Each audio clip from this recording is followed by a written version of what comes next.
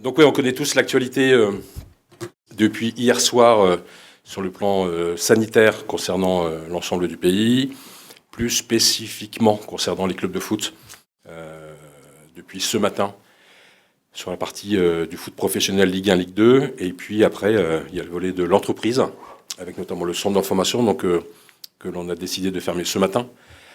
La chronologie, c'est que les annonces hier soir du gouvernement, couplées avec le communiqué de la 3F, qui nous indique qu'à partir de ce jour, tout rassemblement, entraînement et le reste sont interdits.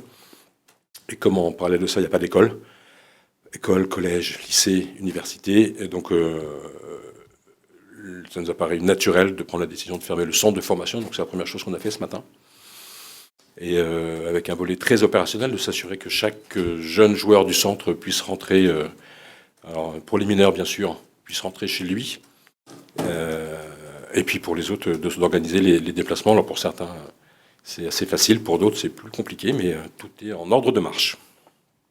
Voilà, concernant les pros, donc ils étaient à Valenciennes depuis hier soir, ils ont déjeuné rapidement et ils sont repartis tout à l'heure à 12h30 de Valenciennes. Et ils sont sur la route, ils seront là vers 17h30, je pense. Encore une fois, de quoi on se parle là? On parle de santé publique.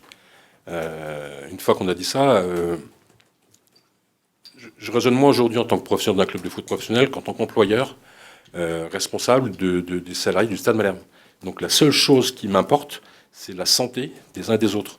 Donc de savoir si c'est bien ou pas bien, c'est pas le sujet. De savoir si c'est mieux ou pas mieux.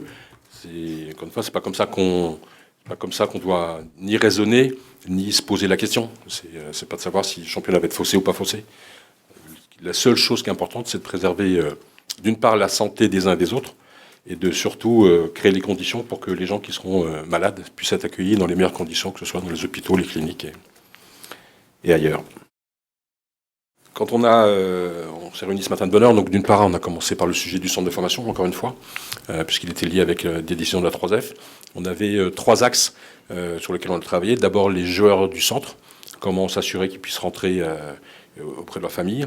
Deuxième axe, c'était nos prestataires, qu'il fallait qu'on informe de nos décisions. Et troisième axe, je viens de réunir l'ensemble des salariés du centre de formation et administratif pour leur faire part d'une part la décision de fermer le centre et qu'au cas par cas, pour que chacun des centres des salariés, on trouve la solution la plus adéquate.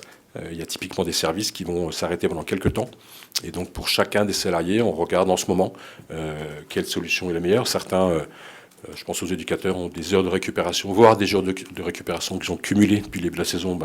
Ça va être l'occasion de les purger. Pour certains, ça va être, vous savez, la procédure qui fait que pour garder un enfant, rester à domicile, garder un enfant, c'est une procédure d'arrêt de travail auprès de la CPM.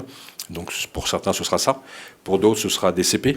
Et puis enfin, il y a la procédure de chômage technique, alors qui existe depuis longtemps et qu'on connaît bien, sauf que là, elle a été aménagée. Les annonces ont été faites hier soir et ce matin pour que dans cette procédure, dans ce cas exceptionnel mise en place, il n'y ait aucun euro d'impact pour chacun des salariés. Donc au cas par cas, pour chacun d'entre eux, on regarde quelle est la meilleure solution.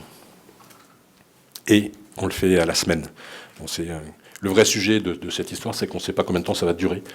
Donc on va gérer à la semaine. On communiquera ainsi avec nos salariés et l'ensemble des joueurs.